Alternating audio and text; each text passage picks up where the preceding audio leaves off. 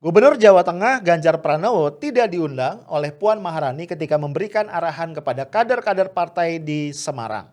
Ini menunjukkan kepada publik ada perseteruan internal yang sangat panas antara kader-kader Banteng dalam memperebutkan tiket untuk pencapresan 2024.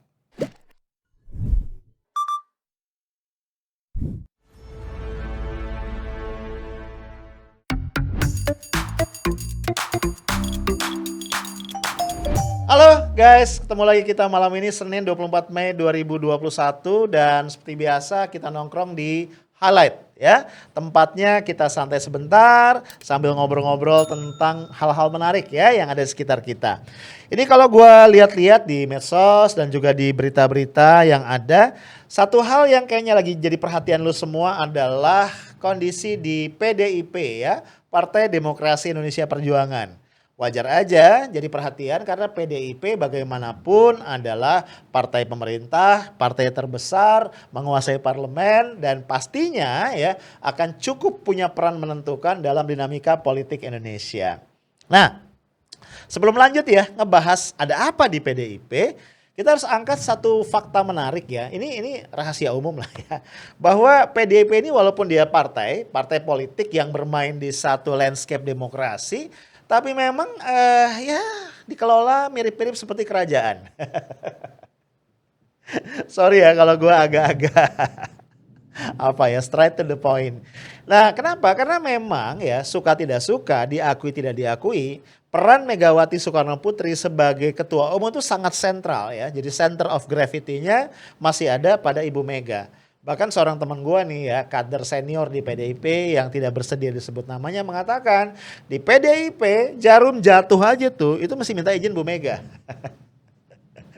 Jadi dia cerita nih karena jarum nih mau jatuh ya, tapi Bu Mega nggak ngasih izin tuh jarum nggak jadi jatuh tuh katanya. Agak lebay sih ya.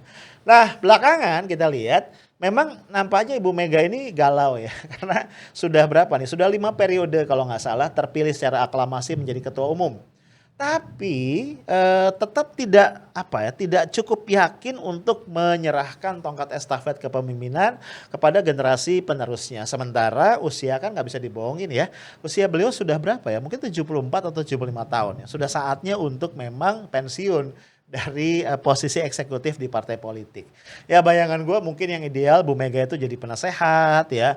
Atau mirip-mirip kayak Pak SBY lah di Demokrat ya. Jadi ketua majelis tinggi atau Dewan Pertimbangan yang kayak gitu. Tapi bisa dipahami ya karena sampai saat ini nampaknya Ibu Mega belum menemukan satu sosok yang cukup bisa dipercaya untuk memimpin dan menjadi nahkoda dari PDIP. Ya mungkin lo inget ya, gue pernah bikin satu podcast tentang pertarungan lah antara dua kandidat terkuat dari Trust Soekarno, yaitu Puan Maharani, ini adalah putri Megawati dari suaminya yang ketiga Taufik Kemas, dan Prananda Prabowo yang merupakan putra Mega dari suaminya yang pertama. Ya, nah ini menarik nih kalau kita compare dua tokoh ini karena masing-masing punya plus minus. Kalau kita lihat Puan Maharani memang sejak awal oleh ibunya, oleh Mega sudah diberikan posisi-posisi yang memungkinkan Puan mendapatkan public exposure yang sangat luas, ya, menjadi anggota dewan, kemudian juga menjadi menteri di periode kepemimpinan Pak Jokowi yang pertama, masih ingat ya, sebagai menteri koordinator PMK, walaupun kita nggak dengar juga ya, Puan ngapain waktu jadi koordinator PMK. Kemudian sekarang menjadi ketua DPR RI. Di sini juga kita nggak lihat peran signifikan dari seorang Puan Maharani, karena misalnya ya, dalam beberapa persidangan yang kritikal, pengesahan Omnibus Law atau persidangan-persidangan yang lain yang penting, itu kalau kita lihat palu kepemimpinan sidang justru diserahkan oleh Puan kepada para wakil ketua DPR ya, antara lain Aziz Samsudin atau Sufmi Dasko Ahmad atau yang lain. Ya, jadi memang Puan ini kayaknya nggak terlalu banyak menunjukkan peran yang signifikan juga. Tentu saja bro, ini sangat disayangkan ya, udah dikasih panggung yang sangat besar ya, panggung yang sangat luas, sorotan kamera, tapi ternyata Puan sampai hari ini masih gagal untuk mengkapitalisasi semua peluang itu. Nah pada sisi yang lain, Prananda mungkin tidak terlalu menonjol secara publik ya, tapi mungkin ya bisa jadi secara internal lebih berakar. Karena ada satu sumber yang mengatakan memang Prananda ini oleh ibunya, oleh Mega diberikan peran lebih banyak di hulu ya. Ya mengkonsolidasikan partai, kaderisasi dan hal yang terkait dengan dapur lah dari PDIP. Ya cuman tadi ya dampaknya mungkin Prananda tidak terlalu dikenal secara eksternal ya oleh publik di luar PDIP. Padahal seorang ketua umum partai, apalagi partai sebesar PDIP, bagaimanapun harus punya network yang cukup luas. Nah, bisa jadi bro, ini yang menyebabkan Mega di usianya yang sudah 70 lebih ini tidak kunjung legowo untuk menyerahkan ya kepemimpinan kepada generasi sesudahnya. Nah, kita juga nggak boleh lupa bro, di luar para kader yang merupakan terah Soekarno ini ya keturunan langsung dari Mega, anak biologisnya Mega ini, ada juga kader-kader di luar ya yang itu juga tentu berminat ya untuk berada di pucuk kepemimpinan dari PDIP atau mengendalikan partai ini atau didorong lah menjadi capres dari PDIP. Ya, misalnya kalau kita bicara calon ketua umum, beberapa pihak mulai menyebut nama Pak Jokowi, Presiden RI, yang dikatakan cukup pantas untuk menggantikan Mega sebagai ketua umum PDIP. Tentu saja modal yang disebutkan adalah pengalaman Pak Jokowi sebagai presiden, ya. Dan memang posisi Pak Jokowi ini unik ya, bro. Kita tahu dia bukan kader organik lah. Ya, Pak Jokowi ini kan dilamar atau masuk PDIP setelah dia jadi wali kota Solo kan gitu ya. Dan kemudian jadi kader. Disebut sebagai petugas partai dalam banyak kesempatan oleh Ibu Mega. Nah, dan juga proses di mana PDIP dalam ini adalah Ibu Mega memberikan mandat kepada Pak Jokowi untuk maju sebagai capres yang diusung PDIP di tahun 2014 memang sangat menarik. Kalau kita flashback, saat itu Ibu Mega masih sangat ingin dan sangat percaya diri kan untuk maju sebagai calon presiden. Yang ketiga kalinya setelah 2 kali berturut-turut dikalahkan oleh SBY ya di pemilu 2004 dan juga pemilu 2009. Namun kemudian ternyata para pendukung Jokowi yaitu secara intens, secara masif bergerilya ya. Lembaga survei dimainkan, media-media termasuk media sosial dimainkan untuk membangun satu image bahwa kalau PDIP ingin menang telak dalam pemilu, juga memenangkan kursi presiden, maka yang harus dicalonkan adalah Jokowi. Akhirnya setelah sempat galau, Ibu Mega menyerah dan memberikan tiket itu kepada Jokowi. Dan ternyata hasilnya tidak sepenuhnya mengembirakan. Memang Pak Jokowi berhasil menjadi presiden, tapi ternyata suara PDIP tidak melonjak cukup signifikan ya. Sebelumnya dijanjikan bisa sekitar 30%, ternyata enggak ya, enggak beda jauh dengan pemilu-pemilu sebelumnya. Nah bro, nampaknya faktor ini juga yang menambahkan kegalauan Ibu Mega nih ya dalam menyerahkan estafeta kepemimpinan kepada generasi berikutnya. Jadi trauma masa lalu itu nampaknya masih membekas ya dalam ingatan Ibu Mega. Nah belakangan ya kasus yang serupa tapi tak sama nampaknya muncul.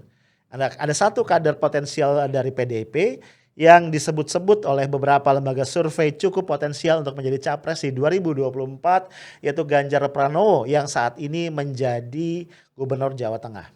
Kita nggak boleh lupa ya, Ganjar bukan sekedar gubernur ya, Provinsi Jawa Tengah adalah satu kantong suara yang cukup signifikan. Ya apalagi pengaruh Ganjar nampaknya juga meluas ke wilayah Mataraman yang secara administratif memang berada di Provinsi Jawa Timur. Ya tapi secara budaya, ya bahasa dan segala macam sebenarnya lebih dekat ke Jawa Tengah begitu ya. Sehingga pengaruh Ganjar bisa jadi lebih kuat di situ.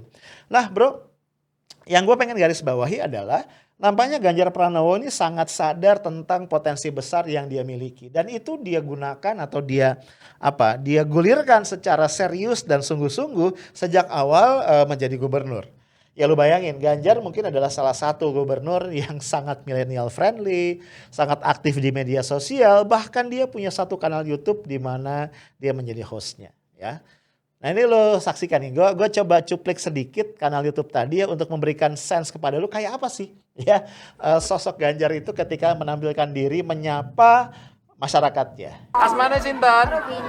Rubini. Dan niku untune teng pundi?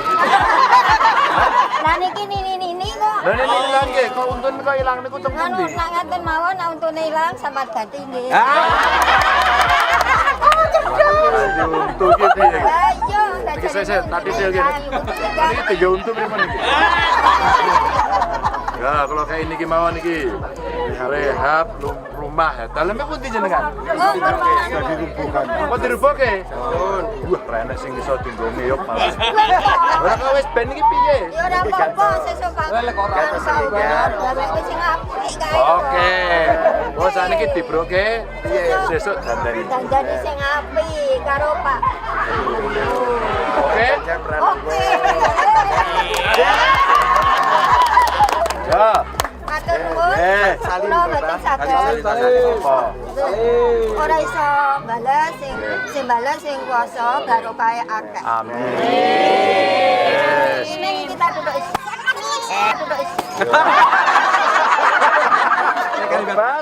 Nah, guys, tapi ternyata belakangan ya manuver Ganjar ya yang dipersepsikan merupakan persiapan untuk nyapres di 2024 tidak sepenuhnya disambut positif oleh petinggi-petinggi PDIP.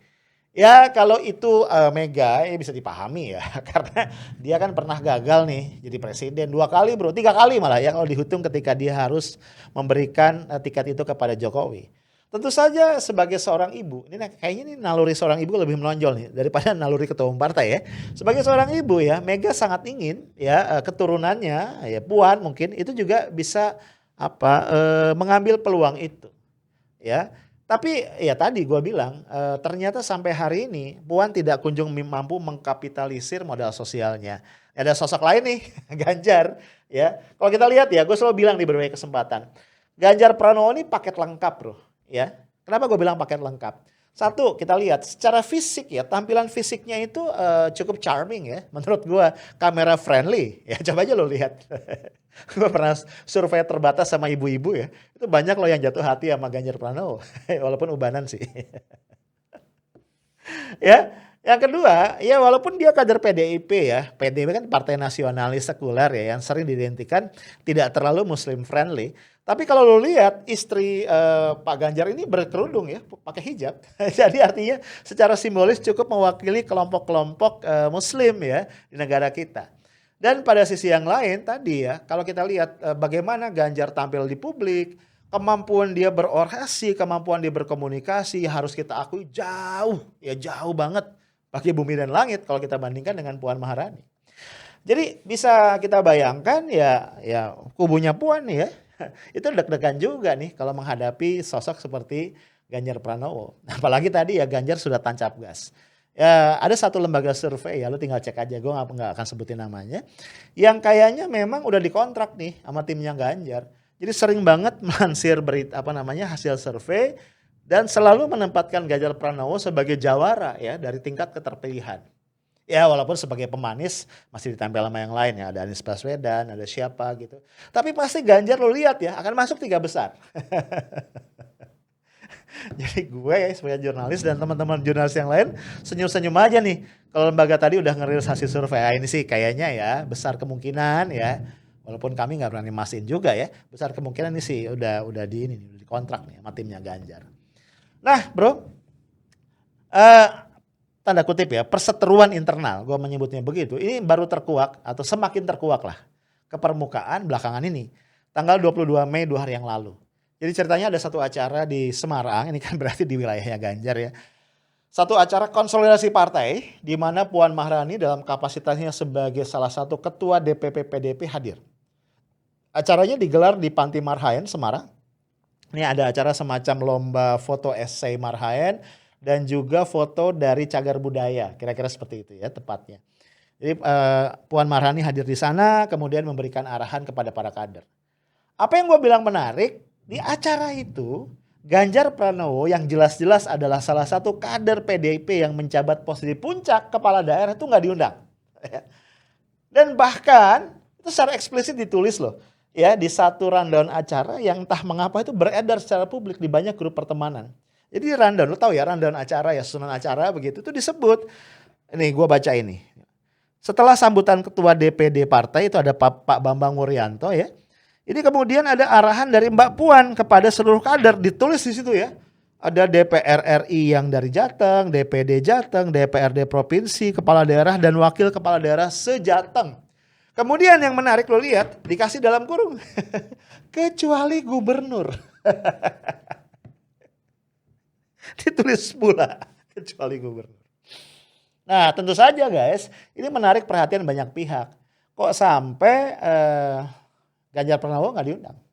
Nah menanggapi hal ini, Bambang Wuryanto, Ketua DPD PDIP Jawa Tengah, yang sekaligus juga kalau nggak salah menjadi salah satu pengurus di DPP PDIP ya, sebagai Ketua Bidang Pemenangan Pemilu kalau nggak salah ya, Bapilu. Itu menjelaskan ya, jadi rupanya betul terkonfirmasi. Nampaknya elit PDIP ini nggak nyaman ya dengan manuvernya siapa? Manuvernya Ganjar yang dianggap terlalu maju. Dia ngomong dalam bahasa Jawa ya, gua nggak bisa ngulang bahasa Jawa. Terlalu maju gitu loh ya. Sampai keluar kata-kata ya kalaupun pinter tuh jangan keminter gitu. Keminter itu kan kalau bahasa kita campuran antara sok pinter dengan arogan gitu ya. Dan sepemahaman gua yang nggak ngerti bahasa Jawa, orang kalau sudah disebut keminter itu bahasa yang cukup tajam sebenarnya, ya sangat-sangat eksplisit lah. Tapi tetap yang epic ini ya, rundownnya ya, sampai ditulis di situ, ditulis kecuali gubernur. Nah, guys, yang lebih menarik ya, ternyata walaupun tidak eksplisit menyebut nama ya, Puan Maharani juga menyindir manuver-manuvernya Ganjar Pranowo. Kita tahu Ganjar ini kan tadi gue bilang tampil intens banget di medsos, ya. Akun-akun medsosnya itu super aktif ya, termasuk YouTube-nya. Nah, lu lihat nih ya, ada potongan video cuplikan arahan Puan Maharani dalam acara yang di Panti Marhaen itu. Kita lihat dulu ya. Pemimpin itu menurut saya ke depan ini adalah pemimpin yang memang ada di lapangan, bukan ada di sosmed.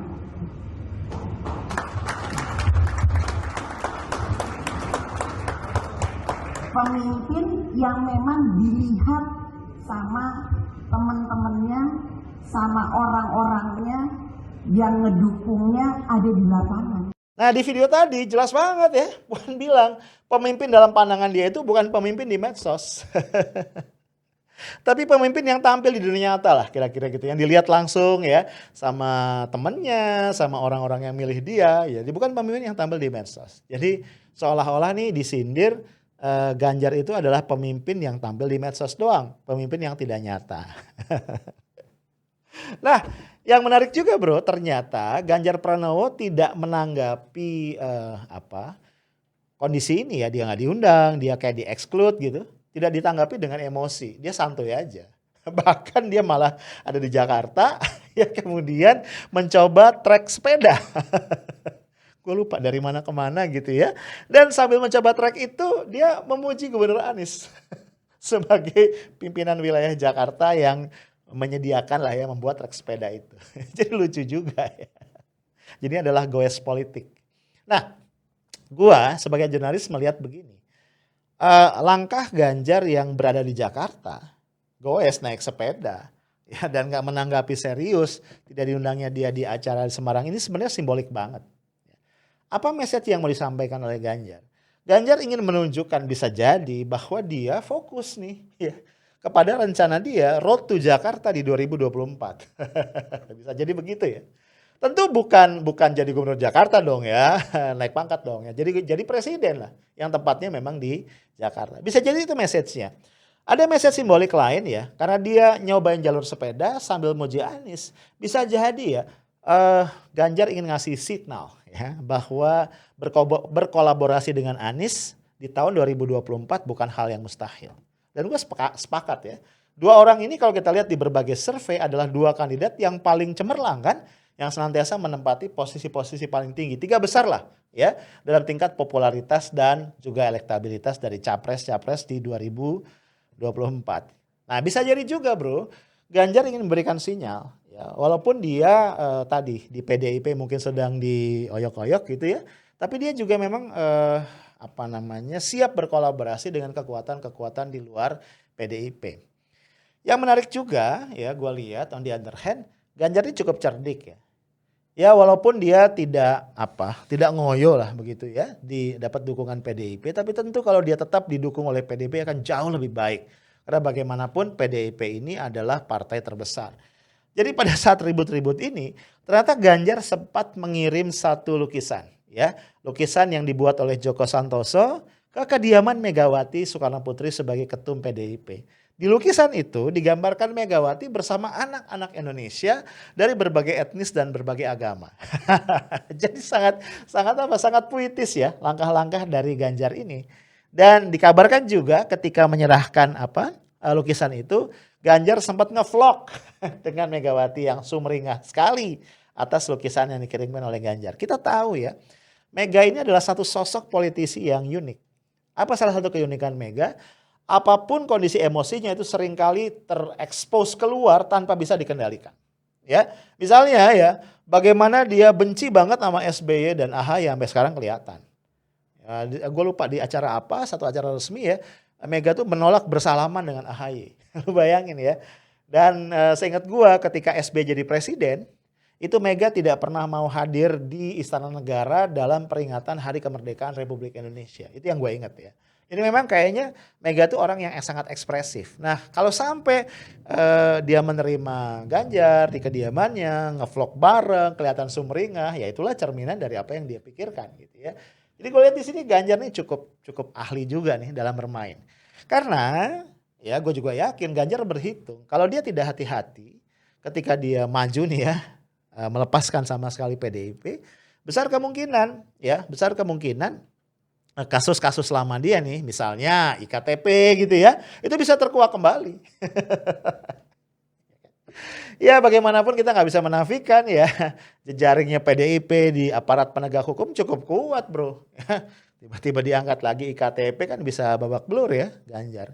Tapi guys ini ada satu sisi yang menarik lagi nih ya. Gue bertanya-tanya kenapa para buzzer RP tiba-tiba begitu kompak ya. Ngebelain Ganjar dan kemudian menyindir minimal atau ngebully lah Mbak Puan. Ngebully sih mungkin enggak ya. Tapi nyindir Mbak Puan lah minimal gitu ya. Ini misalnya dari Denny Siregar. Ya, tweetnya nih misalnya mengatakan, jadi di tweetnya itu Denny Siregar memposting berita Ganjar tidak diundang acara Puan di Semarang. PDIP dia sudah kelewatan.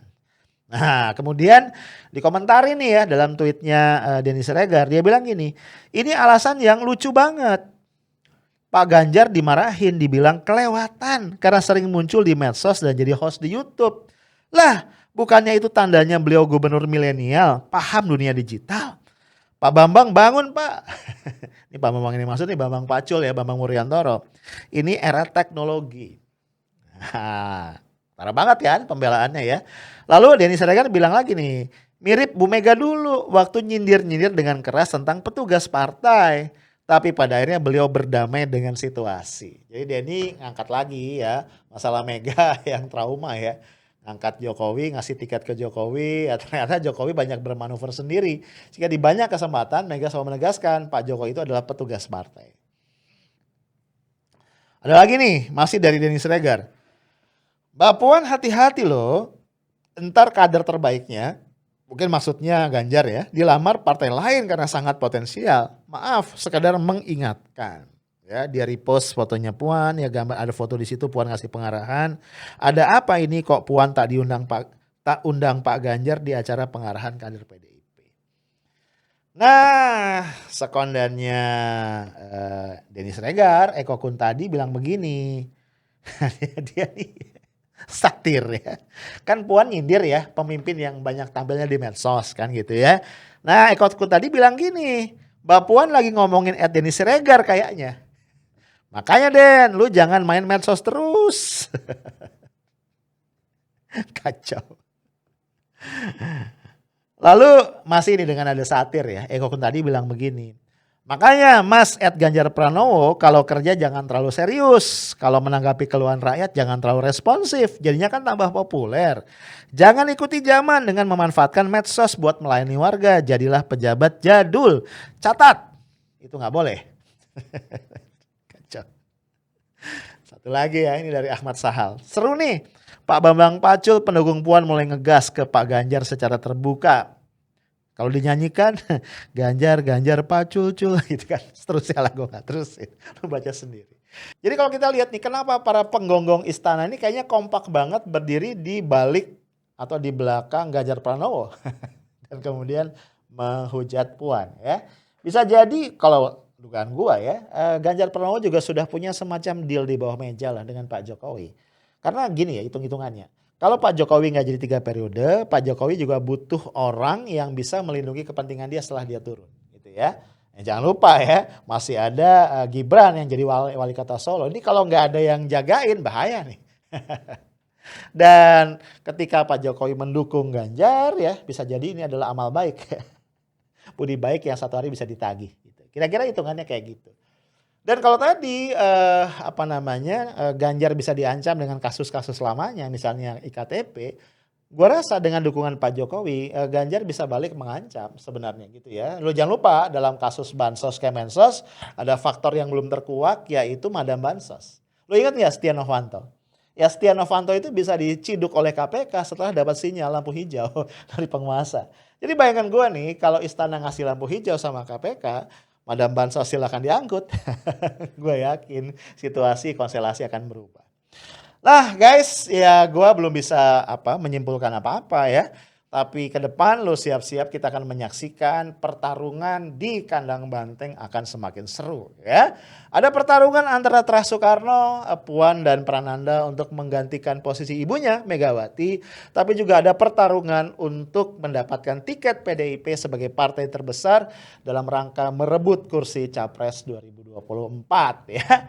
Cuman pertanyaan yang tersisa adalah di tengah pertarungan itu rakyat dapat apa? Nah yang itu gue gak bisa jawab, lo aja yang jawab ya. Itu aja dari gue, Setao Smart and Professional. Assalamualaikum warahmatullahi wabarakatuh.